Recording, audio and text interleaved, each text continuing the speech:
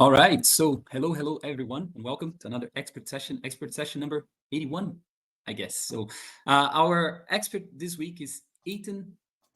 You have to correct me there. Weiner, who's built and sold four e-commerce companies, co-founded Quantum Networks, and led Getida before launching Potentiate Ventures, an investment firm helping commerce, SaaS, and logistics companies grow, raise, and exit.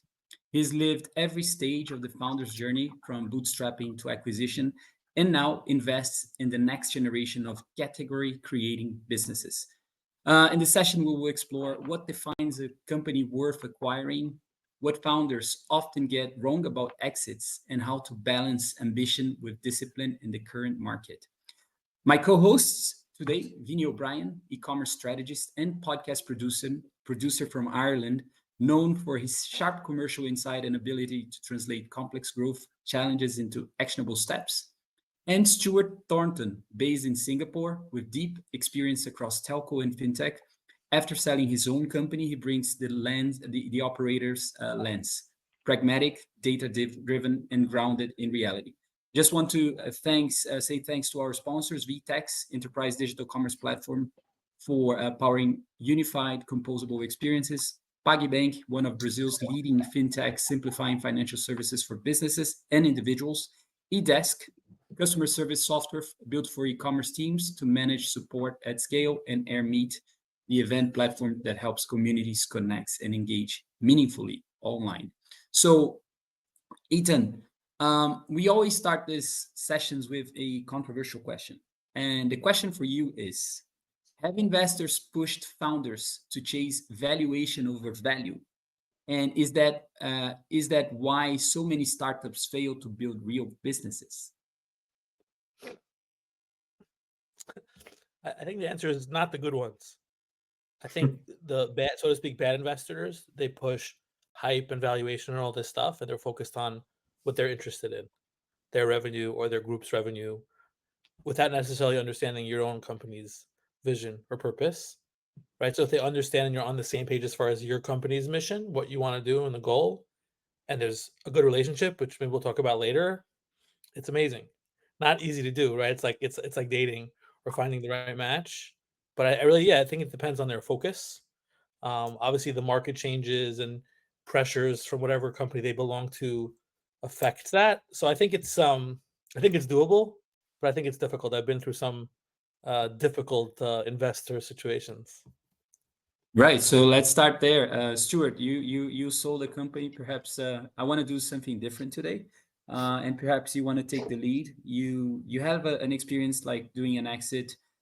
Perhaps you want to jump in and yeah, share your perspective on your exit. How was that? All of the I think there's a lot of things that founders learn, like earn out. There's a lot of stories there, like that when someone gets acquired, and then there's the earn out period. So you don't have the big check until you go through a period. So tell us about your experience, and then also yeah, share your perspective with Ethan and us here in this group.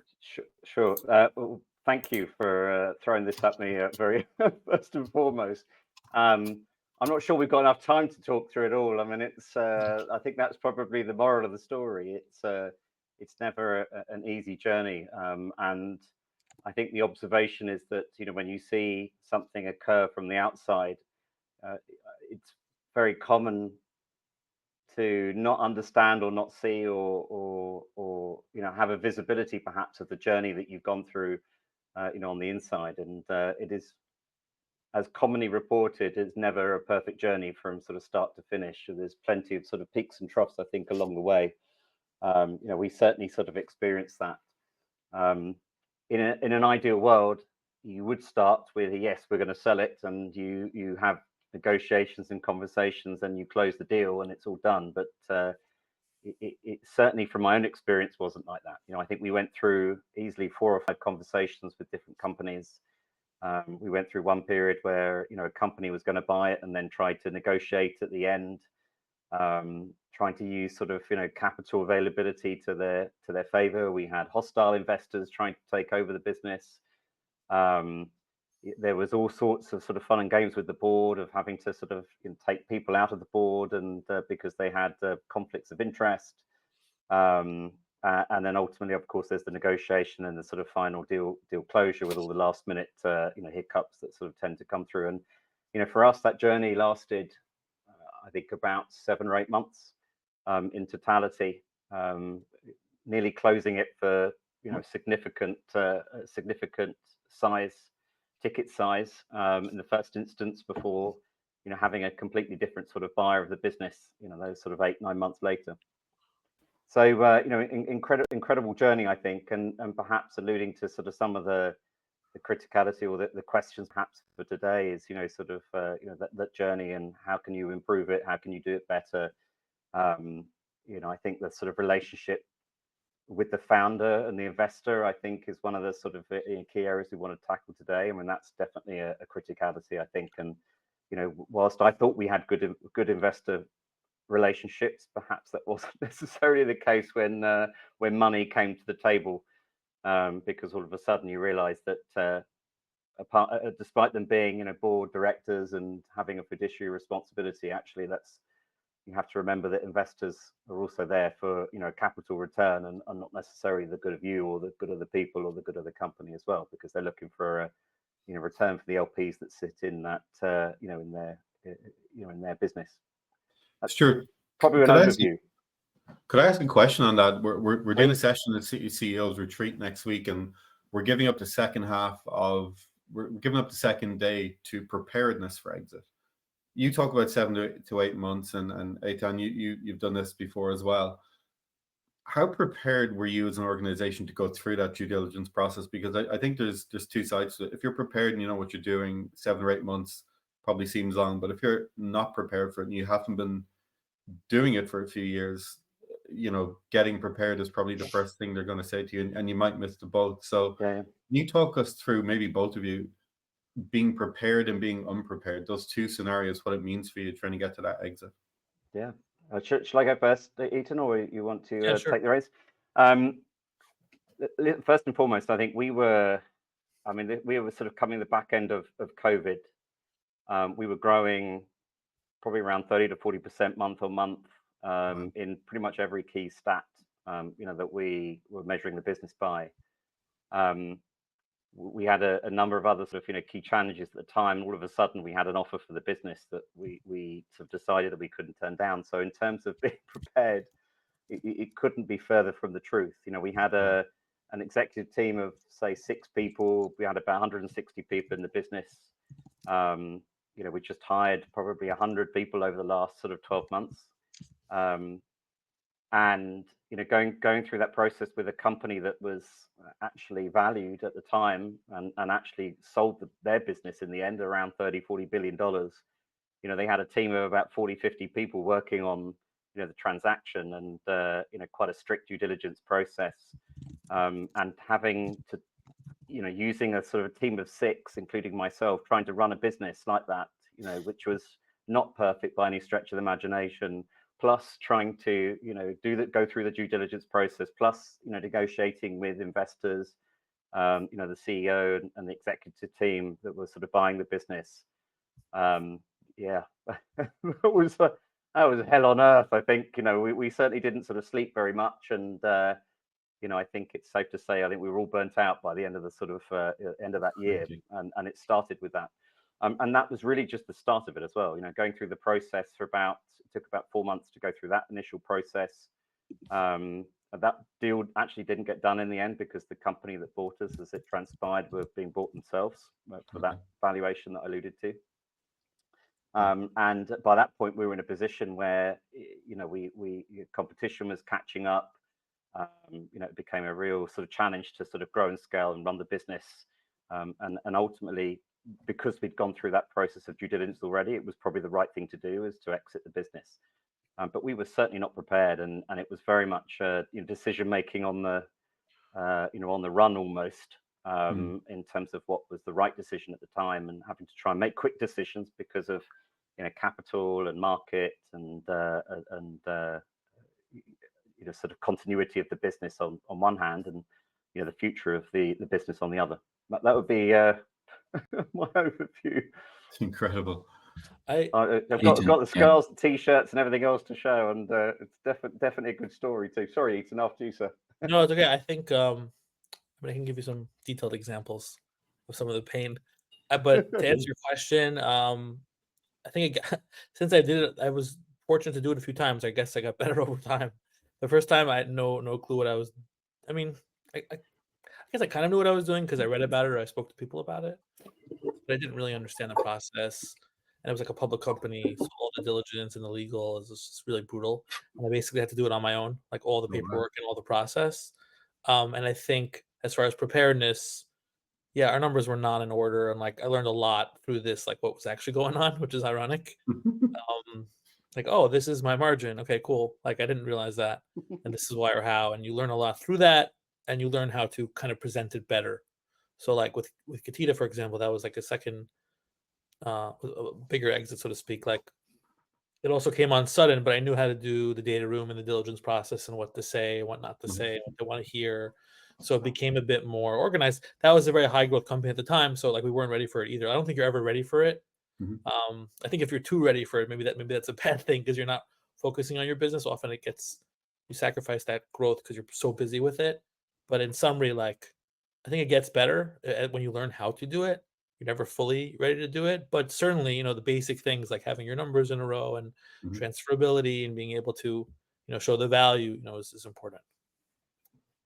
Yeah, the reason it came up, I was chatting to a buddy of mine over a beer last night. It was the most good story start, and he finishes his earnout on December 6th, and he was telling me that they went through 2 phases of due diligence with 2 prospects. One was 500 questions, and the second was 2,500 questions in a firm of 10 people.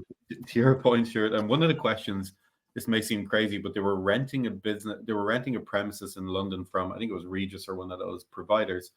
And the question was who owned the building, and they didn't know. And then they went back to Regis, and Regis didn't know, and Regis had to go find out, and they did eventually. And the reason the question came up was there was a church that was close by the building that may have had grounds extended onto where the property was built. And the question was, will you be liable for fees that were owed to the church 150 years ago? And they had to answer that question as part of the process. The big law firms have like a template for like compliance, so like they can't miss anything. So if they do this big deal and then all of a sudden there's like a lawsuit from the church, whatever, it's a big problem. So they ask more than they need, and usually the good bankers will be like, okay, just answer like this 20% of the questions because the other stuff is nonsense. But sometimes they're just very black and white, like you have to answer it, and you spend a lot of time doing things that are never ever looked at, and it's just for compliance and like assurance. You touch on a really interesting point, Eytan. The development of your business for the product you want to build or for the exit, and you can get really shoehorned into one way of operating. How do you avoid that? I don't think you should develop to sell. It's funny, there's like all these podcasts I've been on, some like build to sell. I think that's wrong. Like I'm doing some newer stuff now and I would like to sell. I think it's a bit arrogant or silly to think, oh yeah, I'm just gonna sell this. Yeah. It's too common now, like, oh, I'm gonna sell and like, cash out. Like maybe it's unlikely. So I don't think having that intention is wise. On the other hand, if you build something that's valuable to the community, and is unique and is proprietary, like you really could sell it. So you're not thinking about like valuations and numbers and exits, but thinking about, hey, how can I help all these sellers or people or merchants? And if it's really good, and you have good support and team and structure, maybe you can sell it. But don't think about like, these end games that may never happen or that are like, whimsical. That's a super question, actually. Sorry, go on, Vinny. Yeah. Sorry. No, I was just going to ask a follow-on to that, just around product market fit for BNPL products in general. And how did you arrive at the decision there was a fit for a product in the market that you're in at that time? It's a really interesting question. So I was working in WorldPay at the time, which is a big payment service provider, and a lot of the customers were looking for something to boost their revenues, because that was typically sort of quite important to them, whether it was retail or digital content companies or travel, airlines. and they saw payments potentially as an option to do that. And consistently, we were providing feedback that you could, don't have extra payment at the checkout, or have this sort of process flow, and it was all very nice, but there was nothing substantial or scalable or discernibly going to improve sort of top line, bottom line for a business. And then of course you sort of had Klarna over in Europe. There's obviously Afterpay in Australia and Zip in Australia that were sort of going great guns and actually creating this value. And so that was really where the sort of the opportunity or the idea came from. And Asia hadn't really sort of tackled this at all. You had dodgy credit card installments, which were really, sort of what's the word? They're sort of nice to have for reasonably wealthy people, rather than actually providing a service for a different consumer group. And probably the biggest thing that I think we proved and had to prove relative to product market fit was the sort of cultural aspect of this kind of service in the Asia market. Mm-hmm. In that, sort of typically Chinese, especially, it's very much, sort of save now and maybe spend later. Albeit that there's a sort of a previous generation that was stuck on, using credit cards and, having reasonably significant credit card debt. But the interesting challenge really was that you had this, or at least this is what we saw, this consumer group that was growing, being obviously influenced by TikTok and, especially TikTok, I think, in this part of the world, and sort of Instagram perhaps, and that cultural nuance of days gone by was really being thrown out the window, so to speak, because of this sort of generational shift. But when you're selling this service to a lot of merchants and especially sort of finance investors, they're going, oh yeah, but this is culturally, sort of not going to work, because of these sort of, reasons. And I think that the turning point, at least for me, there was this, fairly significant sort of travel experience platform. And this VP of marketing wrote me this long message on LinkedIn saying, Stuart, I'm so sorry. I was completely wrong. I really sort of paid no notice to this is a potential service, but I can clearly see that I was wrong, and I'm ready to do business with you. And I think that was the sort of turning point. And I think we sort of I think we proved that was the case. I mean, I think by the end of this year, I think it will be one of the largest, if not the largest, payment option in Singapore at least. Wow. We were generating more volume than for some of our customers than sort of Visa or MasterCard. When you're in that position, I think it's nice. You can sort of clearly see that there was a product market fit. But we did have to challenge that sort of the norm, and I think that sort of product market fit from a product perspective, interestingly, also had to be challenged because we went to market with the sort of the Afterpay type model. We pay every 2 weeks, for example, and that was probably our own learning, really, or maybe sort of learning that we should have, or research we should have done, that in sort of Singapore and a lot of the countries across Southeast Asia, people are paid every month, whereas in Australia you tend to be paid on a fortnightly in advance and in arrears, and that's was sort of quite fitting for the the Australian market, but not necessarily fit for for Asia. So that's when we we had to sort of do some to get to true product market fit. I think is what we achieved. Mm. And for you, Ethan, on that note of product market fit, and the follow up on that is on investing is where do you invest? Is it in the jockey or the horse, like the entrepreneurs, the people, or the market opportunity, or is it both? But I like your follow up on what Stuart was saying, and then after and also you, Stuart. Yeah. Sorry, just can you repeat the Vinny, the market fit question specifically? Yeah, it was more just trying to, from BNPL, it was trying to figure out how that manifested, where the market was. Like usually you're told, TAM is everywhere, but if we focus on Gatita, because I suppose it's the one that I'd be most familiar with to that kind of question, because it's so micro and not many people know about it, and I'm sure you were like, I'm not going to tell anyone about this. I'm just going to grow this. Okay.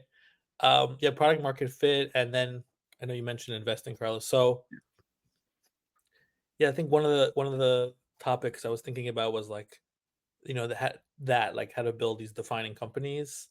And I think what you just said, like niche market product fit.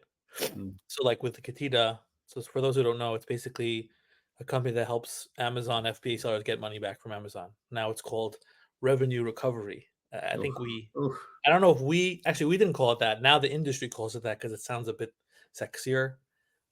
We just called it FBA auditing or whatever it was.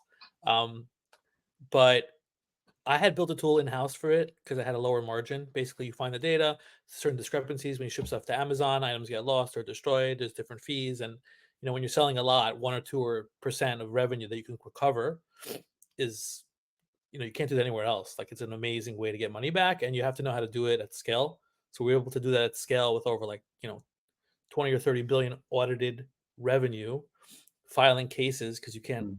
automate it either for all these sellers at the same time around the world, and getting them back a lot of money. And then we had the success model where like you didn't have to pay anything unless we were successful. So it's like a revenue share on success. We get Can something I back, etc. just even on that? Why did Yeah, Amazon not shut it down? Like, why did they allow the well, that's discrepancies a to long occur? And how did that's you a get an exit? long over the beer podcast. I could stay Okay, on. It's a little early here, but what's that a good breakfast beer over in New York? I don't know. But I mean, we could talk about that. But let me just, and I want to. It's interesting how it's morphed and evolved now. But just from the first one, um, so we basically created the category as far as like there were some like flimsy players. I eventually invested in this company that had really good technology and product. It just needed to be marketed, and that's kind of like what I'm trying to do now with some of this investment stuff. What are the good products that have? What are the companies that have a really good product? Hmm. Market fit, like it sells, there is revenue, there's probably profit, but no one knows it exists.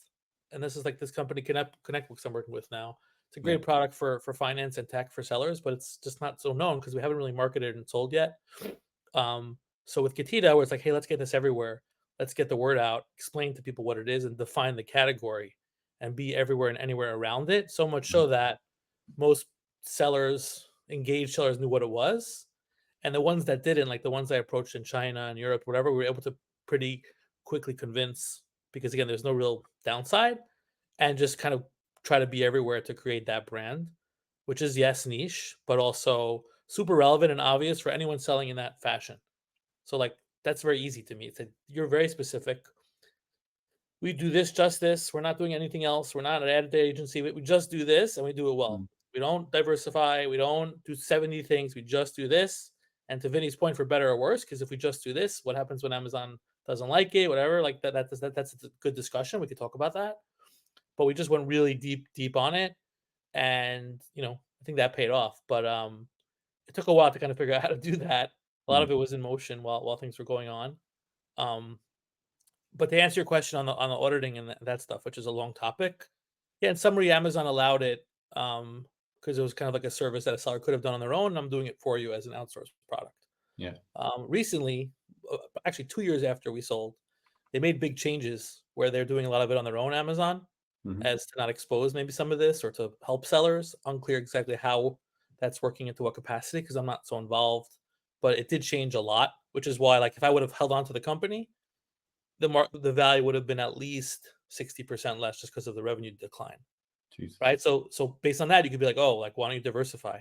Mm. And to, and to answer that, I tried to diversify like post acquisition with the private equity guys, and to get into 1P and Walmart, and really wasn't what they wanted to focus on. So I had a whole plan lined up, and I had a lot of companies I wanted to buy, because you need to diversify.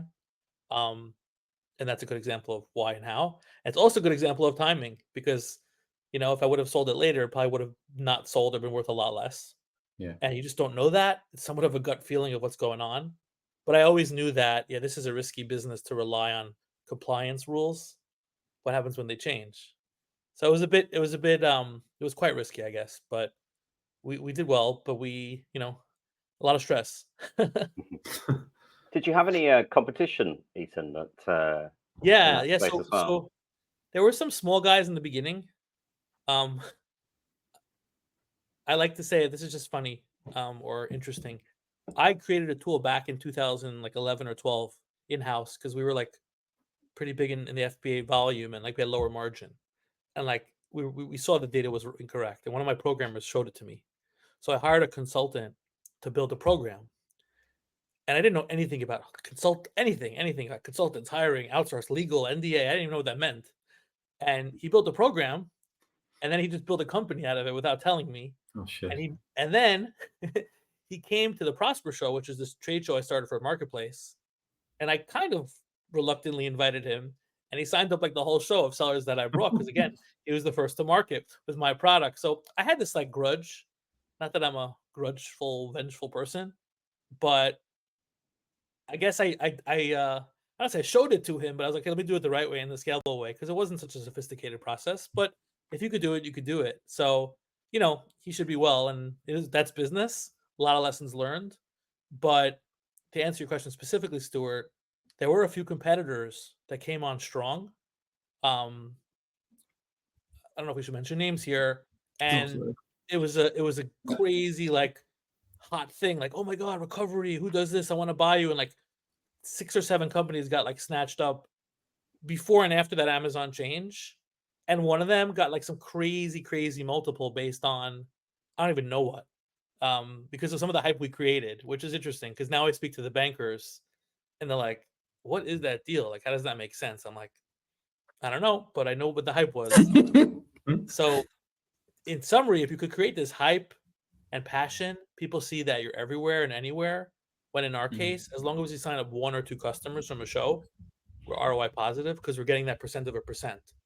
So we could justify going to Singapore and China and whatever because the money's there. But if you're just an agency or different type of tool, you can't spend all that money. So people thought, oh, you guys must have raised so much money and you're killing it. And we were doing pretty well, but we hadn't raised any money until we sold. We just were, doubling down on what worked and trying different things, which is another interesting discussion. But yeah, that's a little summary of competition and timing and whatnot. Can I ask a tangential question? And it's more about the health of the industry, because you're both in the aggregation space to a degree, and you have eyes on quite a lot of data. And Stuart, maybe starting for you, because Singapore is such a healthy e-com market, and healthy economically and in lots of other ways. How healthy is the merchant capability level as you see it at this moment in time? Because marketplaces, in my view, create these diseconomies of scale. They create a product, free shipping in Amazon or whatever, everyone chases it thinking it's the holy grail, and it screws everybody. What's the merchant health from a capability perspective from your perspective? Yeah, it's interesting. The concept of the marketplace is massive in this part of the world. I mean, you've got really Lazada. dominant players, Lazada, Shopee, 2 or 3 of them that have actually fallen off as well, interestingly, because they've just been dominated by, probably those 2 big ones with significant capital, behind them, and also perhaps differentiated business models that allow them to do that as well. Shopee's got Garena, which is a sort of video game company, and of course you've got the sort of Chinese ownership of Lazada. The interesting thing I think with merchants here is that they view both of those. They view the marketplace obviously as a channel first and foremost, which is like we need to be on there, but we really don't want to be on there, because there is sort of a volume of eyeball and customer and spend. But also perhaps it becomes more transactional because it's, you've got a shoe versus another shoe, which is, one's $5 cheaper than the customer's probably going to buy the other one. So there's no brand building, there's no storytelling, et cetera, et cetera. So actually a lot of the merchants were really interested in what we had to offer because we could create this environment where we were driving eyeballs to them. We were driving conversion, obviously, through the buy now, pay later, and driving that degree of loyalty back to their brand, which gave them a really unique opportunity to sort of differentiate themselves a little bit from the marketplaces by creating their own, customer journey. They were able to, educate the customer. They got access to data around sort of consumers. We were able to bring new consumers to them, which perhaps even the marketplaces weren't able to. I mean, there was one very large German sort of audio equipment manufacturer, we could call it that we increased within 2 or 3 months. We'd increased their revenue customer base by about 25-30%, all net new customers, all net new revenue. net new margin, that it was contributing to their business, and we brought in all of those eyeballs, through our platform. So we were creating a sort of significant, value position, for the merchants. And back to the question, how healthy are they? I mean, they're all definitely sort of, still struggling, I think, to do that. You definitely have some winners, and you have some losers. It's the marketplace, I think, sort of scenario is still, very much a challenge, I think, for them to do that. But there's still quite a lot of winners. I think that the question really becomes, okay, Singapore is what we're now 6.1 million people, which has sort of grown its own right, but it's not really a market that a lot of the brands necessarily want to play at. So where do we go next? So you see a lot of companies, for example, selling into the States on Amazon. That tends to be sort of quite an interesting corridor for them, or going into sort of markets like Malaysia, perhaps Australia to a degree. So really trying to expand geographically to allow them to have that the ability to increase their business, and compete, perhaps almost compete and rely on at the same time, on those sort of marketplace channels. Does that answer your question? Yeah, it does. And Eytan, I want to ask you the same question, and maybe if you can focus on the capability side, because I think in the SMB market, which you serve quite a lot of as well, there's more innovation happens amongst those brands than, let's say, giant legacy brands that we all know from all around the world. But it's that same level of innovation and intuition and capability still in good existence amongst those people, or have we developed a kind of a lemming culture where we all do the same thing all the time, and nothing is interesting anymore? You're talking about on the employee company side? No, the merchant side. So if I go back to, say, Getida, and the merchant base that you guys would have dealt with is quite significant. How do you feel the overall health of e-commerce merchants is right now? Yeah, okay. Yeah, it's interesting timing, as you said on the pre-call. I think there's these waves within this space. Amazon is more my game, marketplace, but it changed a lot over time, especially who we focused on. So you always have the really good sellers who persist, and through it all. But over the last, I don't know, from a little before COVID till now, there's been crazy amount of change. Shift to more Chinese sellers, people not being able to resell anything, only having your own brand, even within that restriction. So it's super complicated. And like any business, I think the people who are sophisticated and have a plan ahead, and are structured, could succeed. But because Amazon, these other marketplaces that are so easy in a way, they're also kind of a tease, because you think you're making money and you think you're selling, but that doesn't really mean anything, because you could get knocked off tomorrow. You don't have your own brand. You're subject to their rules. So you have to be actually more sophisticated. And I think that's a problem where obviously they don't say that, Amazon or whoever, right? This is really hard. It's a real business. I used to tell people, people call me hey, can I just do this 3 hours a night and I'll make a lot of money? I'm like, no, they don't listen. I'll just source some products in the outlet and sell it. I'm like, no, don't do that. You're going to get sued. You can't, there are some, I guess, so to speak, corners, maybe ethical corners to cut, but it's real business, like any business. So this is the new, as opposed to physical retail, it's this digital retail. So that means you have to know what you're doing, and supply chain and tariffs and taxes and all this stuff. And it's so hard. So on one hand, that sounds depressing, but it's super opportunistic. I mean, I don't know. I still think this is early for e-commerce in the world. The market penetration is probably less than 25% globally, if not less than that, which means that, for those who don't know, that means 75% of people are not buying whatever said product online. It's just going to go up. So you got to be everywhere in the right way. And if you use proper business fundamentals, you should be able to succeed, because these tools are amazing. On the positive side, despite what I said, where else could you just list a product to 1 billion people? It's not normal. But understand what that means and don't take advantage of the opportunity. But in summary, we've seen a lot of, I saw at that company, and even now, a lot of change of sellers from who were top of the game to out of business in a very short time, across all industry sectors, even if they had bulletproof kind of thesis, just because of all the global change, the logistics, the tariffs, pandemics. It really it really weeded out the those who can't, handle it, or those who don't have some defensible model in a very hard way. So everyone talks about, oh, e-commerce, billionaire, Lamborghini. Like, I've seen crazy devastation over the last few years. Like, people just out of the industry don't want to look at it like a computer, and no one talks about that. Like, it's bad.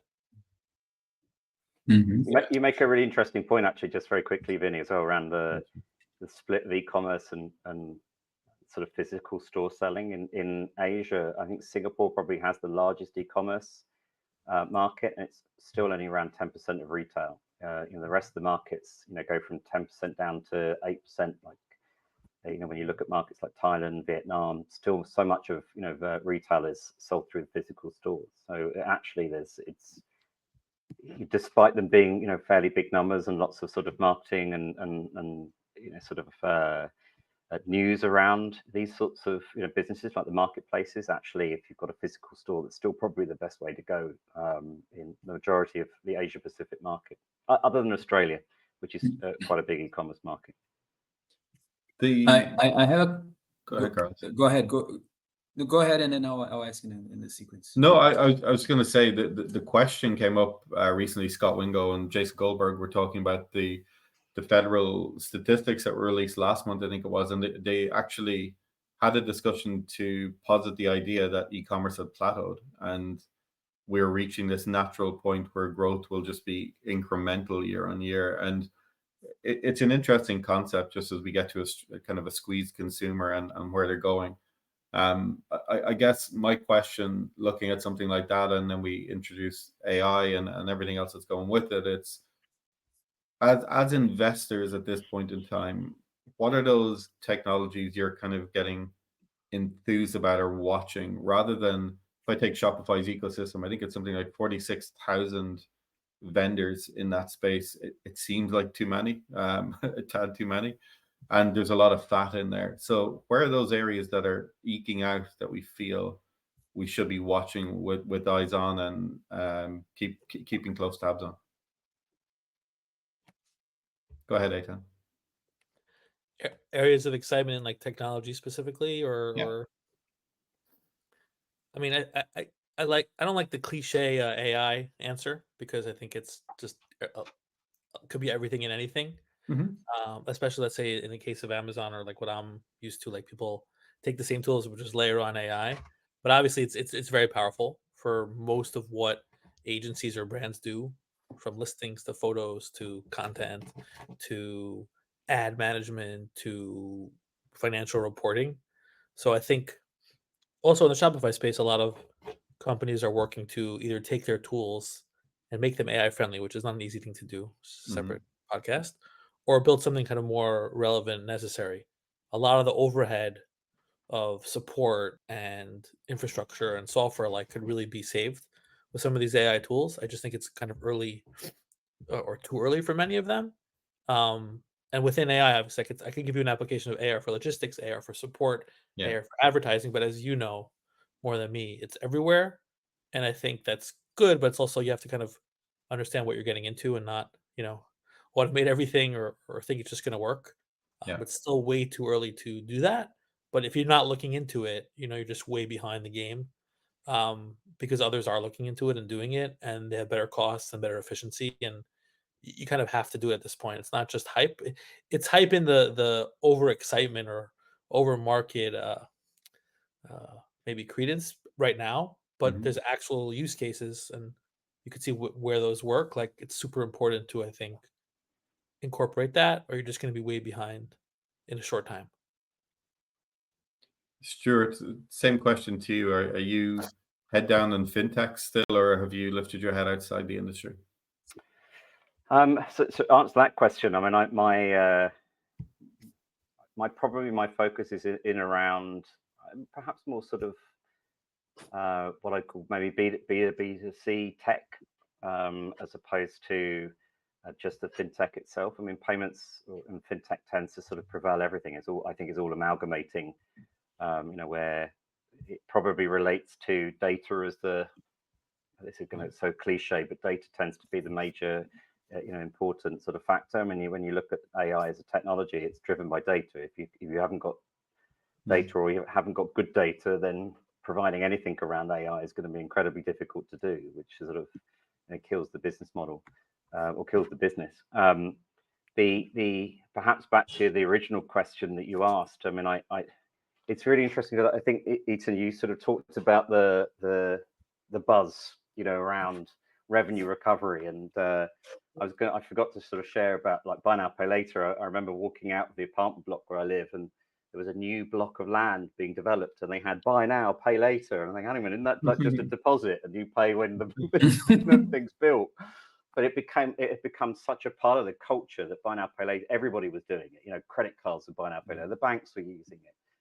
The point relative, I think, to the investment space is that so technology is sort of, again, this is going to sound so cliche, but it's really an enabler. And I remember us sitting down when we set up the Hula business, and we were the Asia's first AI machine learning risk-driven B2B to C, whatever we would call. We tried to add as many buzzwords as we possibly could do into the title for the fun of it, because actually, then it made us sort of, feel quite sick that we were going down that path. And the critical thing is you're detracting, I think, ultimately away from 101. And I see it all the time still, and Ethan, I think you sort of touched on it earlier on. If you've got to solve a problem, there's got to be something, there's a burning hair problem that you've got to get to. And the technology is really just a way of doing that, whether it's Web3 or cloud or whatever the latest tech of the hype cycle is that you're in. If you're still solving a problem that technology can do something that hasn't been done before, then perhaps there's an opportunity around the technology. So to me, it's less about the technology, more around the moment, the market opportunity, perhaps the sort of the people that are engaged in sort of solving that, as opposed to just a technology, itself. And I almost don't mention the acronym AI anymore. I think I'm at that point where it's so used and everybody's using it, including my sort of 80-year-old father. He thinks he's an expert on AI now as well. And I'm just not, when he's saying it, it's probably, it's being overused and not necessarily truly understood. My question before we open the stage is more like on evaluating potential investments, and when the founder's vision feels bigger than the capabilities, what do you do? And to give some context, it's quite selfish, because it's about Evolve. To give you some context, we started Evolve as a community. I've been an international all my life, 12 years living in Denmark, and I noticed that whenever I was helping companies do international expansion, it was always about people. I was connecting people, creating content, and then my customers would be successful in new markets. And so we didn't really. I think I shared mostly with Stuart and Vinny, Ethan. Now you're new to the network. We were approaching companies. Companies wanted an ROI for the community. We didn't have a clear ROI. But we realized we were doing something special with international people, or people in their local markets, typically internationals. And I think we have something here. And there's always more activity. The community is growing and growing with great people. I have a big vision, but I failed 2 times. I broke pretty much 2 times running my companies. And the vision is there. I would say it's quite big, but I'm grounded nowadays. Turn 40, maybe that's it. 2 kids, So what's your take on when the entrepreneurs has a big vision? It's more clear where we are going nowadays. I think we hit something there in terms of senior professionals. We understand we have an ecosystem here, a media platform as well. But it takes time, and of course, it's not just money. Money is a resource, as I see, is a tool, but you need the right people on board and so on. So it's more philosophical, and yeah, I like you both. Yeah, so I was gonna say, self-awareness, humility, which you have, meaning the big vision is great, but you have to know, let's say, what you don't have, right? What you're missing, how to get there. Oh, I need an investor, I need an advisor. I know I can't do it on my own, but the big vision is great. I always meet these startups who like want to take over the world, it's okay as long as you understand like how can that happen and why it may not, and not just stubbornly say you're going to do it. That doesn't work. But as many will tell you, it's really just about the founder's determination and will, because you could always find a market that needs a solution or a fit. It's very hard to find a person who could achieve it or who could succeed at that level or at all. That's usually the hardest part to people. I'm sure Stuart agrees. It's just about the person. The right person could do many, many things. And if the market's there, great. And if it's not, they'll pivot to a market that is there. That's my Cool. those are my thoughts. Yeah, perfect. Thank you, Stuart. If you have a Yeah, and Vinny as well. A couple of things to add. And actually, it's probably just rephrasing Ethan, especially earlier on. I think when you said how you built your, I forget which business it was, but it was the sort of idea around focus. And it's all well and good having definitely have a big vision. I mean, that's you've got to have the big vision. I think around wanting to take over the world, because that's the sort of the crazy idea that gets you there, or keeps you on that track. But you have to start small and focus. And I was a sort of a classic. I want to take on the world and do everything, kind of sort of thinking. But actually, you realize very quick that you have to do one thing really, really well in one place, and it's an iterative process. And perhaps there is a time when actually stopping halfway through, or a percentage of through that journey to exit, for example. And then there is the sort of character side, most definitely. And I've dealing with the people is an interesting challenge. Ego is the absolute killer. I've seen it. I've had to work with it. The sort of when you can be in the office on a Sunday putting together IKEA cupboards and what have you, so people have somewhere to keep the bags in your renter office. If you could do that, having just been the something BPC or something or other from another big business, if you could do that, then perhaps you're in a good place, because there's no airs and graces. And to Ethan's point, it's the sort of sensibility, the humbleness of being able to work like that, and but still have that big vision. And thanks, Vinny.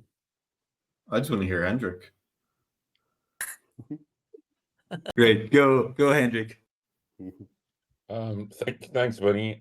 So, gentlemen, the question for me is, this week is a very simple one. Looking back on your exit journey, what is the one takeaway that surprised you during that journey? What is the one thing that you learned that surprised you? Thanks. I saw some of the, maybe it was your question or comment earlier, or maybe one of the clips they posted to the WhatsApp group, but I think it's cool to have exits and all that stuff. It sounds great, but it really doesn't. I wouldn't say it doesn't change the game financially, but it's a question of like life purpose, mission kind of thing. Mm-hmm. I'm part of this post founder group. It's called PEF. It's very, very cool group. Like if you sold a company, whatever size or scope, you could be part of this group. And it's very fascinating. I keep on telling this to people that I meet, but the common thing that happens to people who have exited is they get, let's say, really excited or happy or whatever the word is. And then slowly they start to say like, and this happened to me. Okay, now you have no company, which is, let's say, your baby from an emotional perspective, or people to go to the office to talk to every day or to relate to, or sense of importance and all that. And you kind of get really down or confused as to like what's going on, right? So you lose that passion. And it's not necessarily about the money at all. It's about the drive and the excitement and the energy and the building. The exit is good for your family and for yourself, but I think people who can or should sell a company and have that drive, they're not going to be satisfied with just that. So often people are like, oh, this person already sold a company. Like, why is he doing it again? Like, why is he raising money? Like, the problem is that it's very hard and inappropriate to tell your friend, like, oh, I just made some money and like I'm really down because I have nothing to do. And he'll be like, screw you. Like I gotta go to my job. So the answer is, and there's actually a Yale study about this, which I'll send if people want. It's very interesting. Usually these people go down and have this kind of weird experience because of all that was lost. And then eventually, based on what they've done before, they try to put together the balance between life and family and values and religion and business and kind of figure it out. Not everyone does. But it's like this process. So I know that was a bit lengthy. I think it's important for people to hear because your life will just get like better per se. You start to look about yourself like, hey, like I don't have time to work a lot. Like, let me help work on myself. Ooh, that's interesting. That's not so pretty per se. How do I fix that? It's not like business, right? All those things. And I don't, it's really important for people to understand that. I think any founder who sold a company you will ask will say that. So again, in summary, it's what about the next step? And what are you going to do in the future? And like, what's it all about? And if you don't think about that before, it's kind of rough because you just have no preparation. And then one day you're left with like no company, again, no relationship, no community, nothing to do per se. And the money doesn't really fix that at all. It actually can't. So it's a whole long discussion and we could talk about it, but it's super, I think, relevant because it always happens. I think you see in this group, everyone has like the same type of experience. In my case, like I had some stuff lined up in advance, which you could argue is good or bad. So like I went from one company to the other and I had planned it for whatever. Thank God I figured that out. But like recently now, like I've spent over a year just kind of figuring things out. Super challenging, probably more challenging than maybe any period in my life, just to be vulnerable on that. So I think that's a big one. If that makes sense. Totally. Stuart. What he just said. Yeah, I told you. It probably just two things to amplify. Yeah, one is the quietness. There's no phone calls, there's no emails, there's no working sort of 6-7 days a week. I mean, genuinely, and Ethan, you probably something similar, especially if you were sort of doing most of it by yourself. It's a six days week at least, if not 7, 12, 14-hour days. I'm doing this call at 7 o'clock in the evening, and this is probably the first time in ages that I've done a call in 7. But this was the start of my day during that kind of period of time, because you'd have calls with all sorts of manner of people all over the world, especially when you're sort of raising money. So maybe I could what he just said 100%. And the other thing was you sort of touched on it, it's the baby sort of quote. I remember, I was sort of you're going through sort of so many peaks and troughs, through that journey. And I think you get to a point where you've got to realize that this is not a baby; it's a business. You live in a capitalist world. There's people and there's an organization and there's all the other bits and pieces that come with it. And when I think you can divorce yourself from it being your baby to just being a company, it's probably a really good thing, because then you probably make better sound decisions from a commercial perspective. And I remember this is amplified. We were driving along the road in a taxi with my daughter, and we had our company brand name across the sort of side of a bus. And she's getting excited, go, Dad, look, there's your company, etc. And I go, yeah, I've sold that now. You kind of passed it. And so you actually, it was actually quite a good thing to divorce, because you don't, the emotional piece is gone, and then perhaps that's when you can sort of move on to the sort of the next step. Although I'm still not sure what that is either, Ethan. So I think you're right on that front as well. Working on it. Yeah, definitely. Still work in progress. Yeah. Incredible. Hendrik, does that answer your questions? It does. For me, the irony is that I don't think even Ethan remembers this, but I spoke to him years ago when he had his first business, before he did like the full exit thing. I spoke to him when he had his first business years ago. I remember, and I read all your newsletters. I stalk your newsletters and all your posts in Rick Watson's group. So I'm aware. I'm learning from you.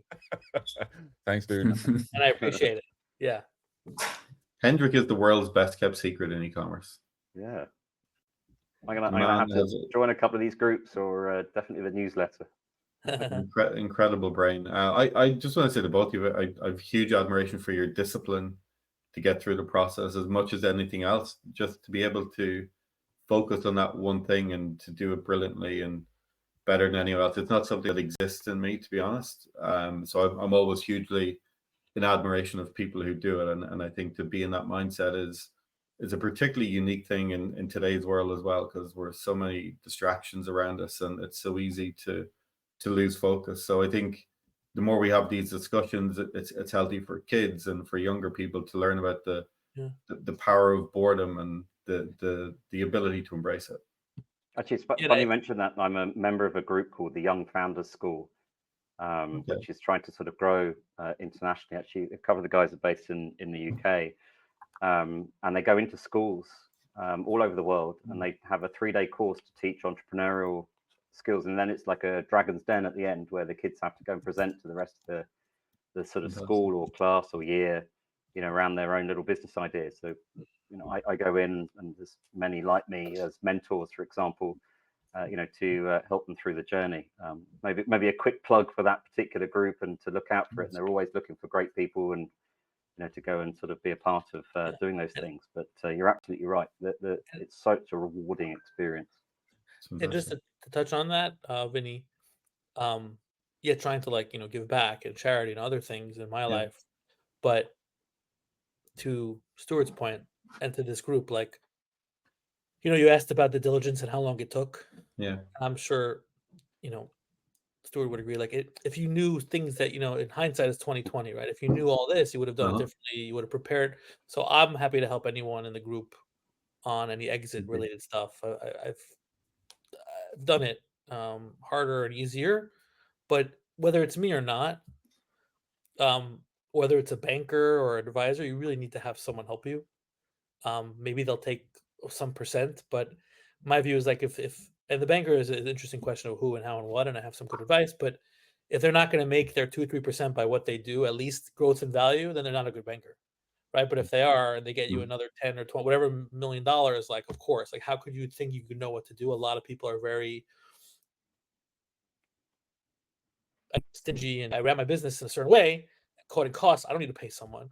On the contrary, this is like the exit, so you can squeeze out who knows how much more money. You want the freaking best team ever, within reason, right? There's levels of bankers, but if you don't have support, you're just, it's not gonna work. It's not.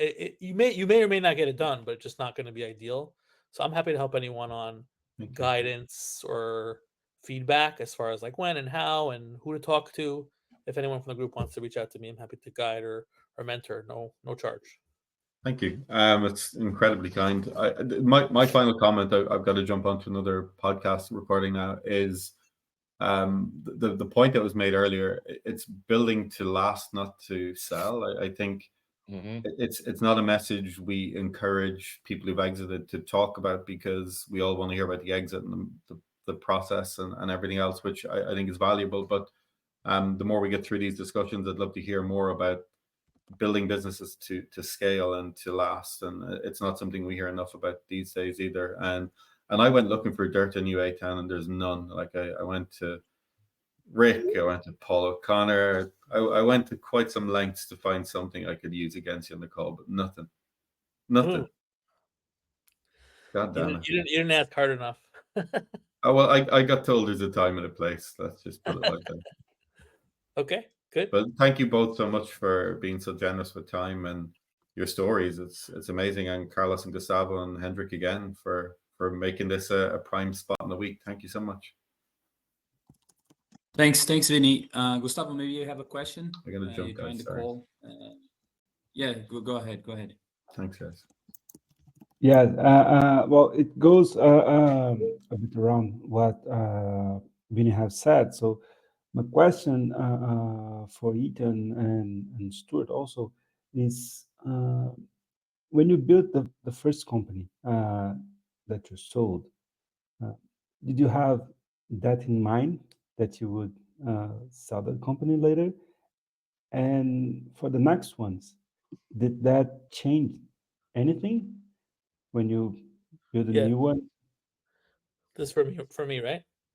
Yeah. No, I didn't.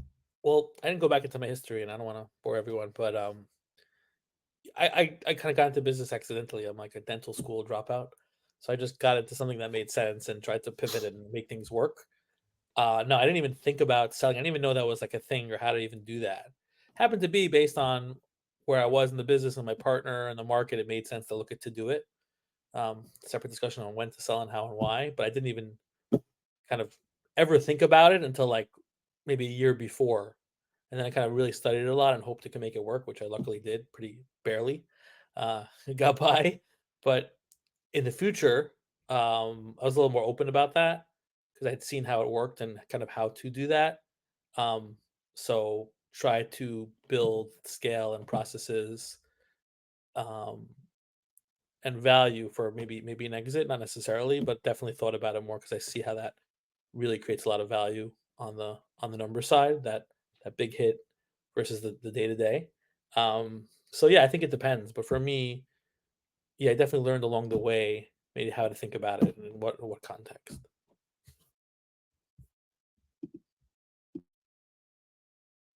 Thanks. And yeah, and just out of the same question to Stuart. So Oh yeah, sorry.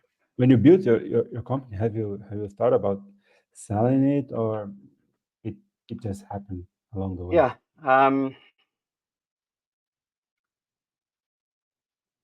I think we sort of touched on it earlier on around the sort of the VC conversation, you know, whether I think Ethan, you were sort of mentioning whether you should be thinking about that, or it's probably not a good idea to be thinking about that because you're perhaps building for the wrong reason.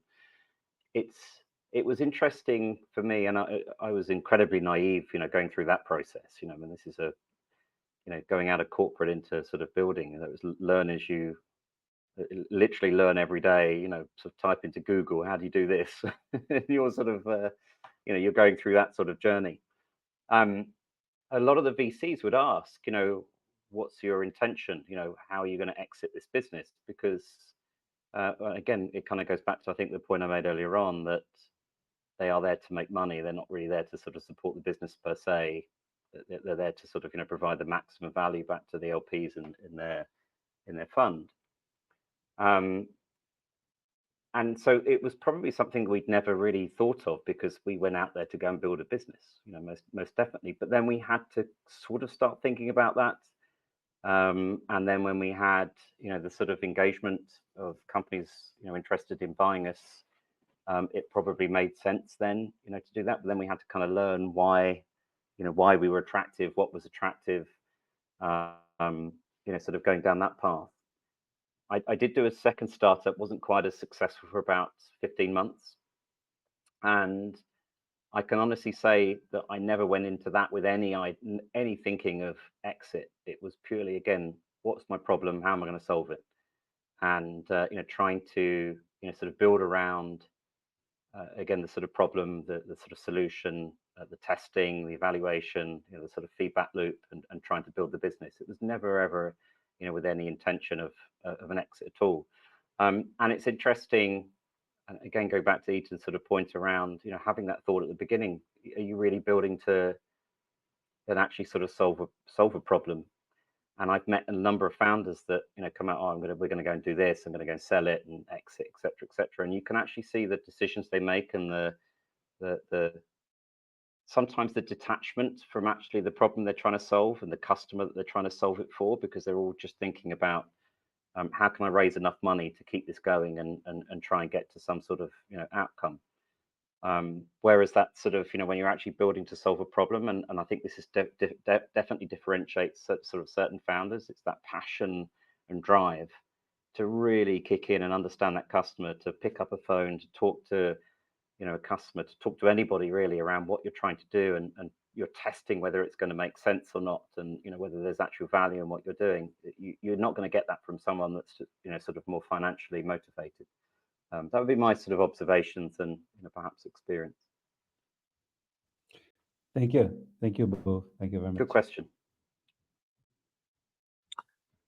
All right, so gents, I think this was a very rich session, and we'll have to wrap up 1 hour and 4 minutes, and on top of that we had our 15 minutes as well. So thanks, Gustavo. It's pretty loud. It's the first time we use that feature. So this was amazing. Ethan, welcome to Evolve. Really nice to have you on. Stuart, welcome to your first expert session. Hope to see you more and more.